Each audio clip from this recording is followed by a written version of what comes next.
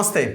జాతీయ గ్రామీణ ఉపాధి హామీ పథకం, మహాత్మా గాంధీ జాతీయ గ్రామీణ ఉపాధి హామీ పథకం, ఇంగ్లీష్లో Mahatma Gandhi national employment guarantee scheme. ఇది ఒకప్పుడు 2005లో ఆనాడు కాంగ్రెస్ తీసుకొచ్చిన పథకం ఇది. సో ఇప్పుడు తాజాగా బీజేపీ ఎన్డీఏ గవర్నమెంట్ దీన్ని మార్చిపడేసింది, పేరు మార్చింది, గైడ్లైన్స్ కూడా మార్చింది. వికసిత్ భారత్ రోజ్గార్ ఆజీవికా హామీ మిషన్ గ్రామీణ్. దీని ఫుల్ అంటే మన అబ్రివేషన్ ఏంటంటే విబిజీరామ్జీ. అక్కడేమో మహాత్మా గాంధీ ఉండే, ఇప్పుడేమో విబిజీరామ్జీ అంటున్నారు. దీంట్లో రామ్ అనే ఒక శబ్దం ఉంది కాబట్టి కొంతమంది ఇది దేవుని పేరు పెట్టిరని కూడా మాట్లాడుకుంటున్నారు. సరే, అది అసలు ఇది దానికి సంబంధం లేదు. పేరులో నాథురామ్ గాడ్సే పేరుందని కొత్త వాదన తీసుకొచ్చారు. ఇప్పుడు ఎవరు? కాంగ్రెస్కి సంబంధించిన వాళ్ళు కొంతమంది. అందులో బెల్లయ్య నాయక్ గారు, నా ముందు కూర్చున్న కాంగ్రెస్ అధికార ప్రతినిధి అండ్ ట్రైకార్ చైర్మన్. నమస్తే బెల్లయ్య నాయక్ గారు. ఇప్పుడు ఇక్కడ విబిజీ రామ్జీ అంటే నాథురామ్ గాడ్సే ఎక్కడ కనబడ్డాడు మీకు? రెండు విషయాలు. మహాత్మా గాంధీ పేరు తీసి ఇంకో పేరు పెడితే నాథురామ్ గాడ్సే పేరు పెట్టినట్ట? మహాత్మా గాంధీ పేరు తీసేయాల్సిన అవసరమే వచ్చింది. రెండోది, పథకాన్ని పేరు మార్చలే, పథకాన్ని మార్చిండ్రు. రెండు అంశాలు అది మాట్లాడదాము. ఈ పేరు గురించి ఫస్ట్ మాట్లాడదాం. పేరు గురించి ఏంటంటే నాథురామ్ గాడ్సేను జీరామ్జీ అంటారు వాళ్ళు, ఆర్ఎస్ఎస్ వాళ్ళు. వాళ్ళ ప్రాక్టీస్లో నాథురామ్ను రామ్జీనే అంటారు వాళ్ళు. ఇప్పుడు నాథురామ్ గాడ్సేను రామ్జీ అంటారు వాళ్ళు అదంతా రామ్జీదేవి పేరు తెచ్చుకొచ్చి పెడుతున్నట్టున్నటువంటి పరిస్థితి. సామాన్య జనానికి ఇది అర్థం కాదు. ఆర్ఎస్ఎస్లో పనిచేసిన వాళ్ళు తెలుసు. ఆర్ఎస్ఎస్ పాత ఆర్ఎస్ఎస్ వాళ్ళు వదిలిపెట్టాలని పిలిచి అడుగు అలా చెప్పేస్తారు. దీన్ని జీరామ్జీ అంటారా? జీరామ్జీ అంటారని. కాబట్టి దేశద్రోహిని మహాత్మా గాంధీని చంపినటువంటి వాడి పేరుని తీసుకొచ్చి పథకానికి పెట్టడం అనేటటువంటిది భారతదేశ ప్రజలు క్షమించరు. ఖచ్చితంగా బీజేపీ పార్టీ, ఆర్ఎస్ఎస్ దీనికి మూల్యం చెల్లించాల్సిన పరిస్థితి వస్తుంది. ఎవరు ఎంపీ ఒకసారి ఇట్లా మార్గమైనటువంటి ఆలోచన అంటే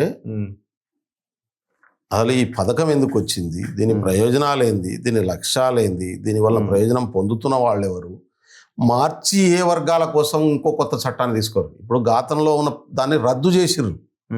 Mahatma Gandhi national employment scheme అనే దాన్ని రద్దు చేసి దాని దశలో ఇంకో కొత్త చట్టం చేశారు. పేరు మార్చలే, అసలు ఆ పాత చట్టాన్ని కంప్లీట్ రద్దు చేసిర్రు. సరే, ఇప్పుడు పేరు మార్చిన దాని వెనకాల కూడా కుట్ర ఉందా?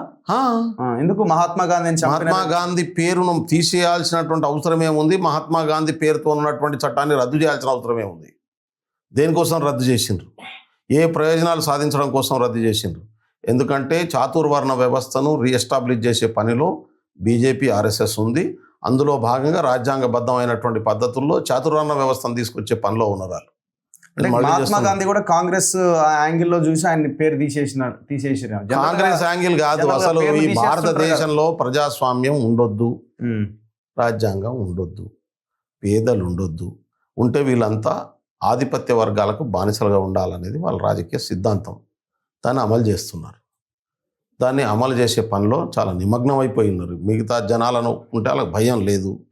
మొత్తం సంపదనంతా పెట్టుబడిదారులకు అప్పచెప్తున్నారు. బడా పారిశ్రామిక ఇద్దరికి మొత్తం అడవులని అప్పచెప్తున్నారు. అరావళిని కూడా అప్పచెప్పేస్తున్నారు. చూస్తున్నారు కదా మీరు. అరావళి పర్వతాలు మధ్య భారతదేశంలో ఉన్న మధ్యప్రదేశ్లో ఉన్నటువంటి అడవులు, ఛత్తీస్గఢ్లో ఉన్నటువంటి అడవులు మనం కూడా మాట్లాడినాం కదా. ఆడ నక్సలైట్లు అడ్డం ఉన్నారని చెప్పి నక్సలైట్లను చంపేస్తున్నారు. నక్సలైట్ల పేరు మీద ఉన్నటువంటి పేరుతో ఆదివాసులను చంపేసిండ్రు. ఆడ కాంగ్రెస్లోనో మిగతా డెమోక్రటిక్ పార్టీలు ఎవడన్నా అడిగేటోడు ఉన్నాడంటే ముందే కేసులు పెట్టి జైలు పడేసారు. మల్లక్మ 5 సార్లు మంత్రి ఎమ్మెల్యే చేసినోడు, 2 సార్లు మంత్రి చేసినోడు, ఏ కారణం లేకుండా తీసుకుపోయి ఇవాళ 2 సంవత్సరాలుగా జైల్లో ఉన్నాడు. రాయ్పూర్ జైలు కవాసి లక్మా. మరి ఇప్పుడు మహాత్మా గాంధీ పేరును మార్చి గాంధీని చంపిన గాడ్సే పేరు వచ్చేలాగా పెట్టిరని మీరు అంటున్నారు కదా. సో పెద్ద నిరసన కూడా ఏం లేదు కదా దీని మీద. అది ఎవరికి తెలియదు కూడా. నేను అంటున్నా, ఇప్పుడు నేను చెప్తున్న విషయం చాలా మందికి తెలియదు కూడా. ఇది గాడ్సే పేరు అనేటటువంటి విషయం ఆర్ఎస్ఎస్, బీజేపీకి తప్ప బయట జనాలకు తెలియదు. నాథురామ్ గాడ్సే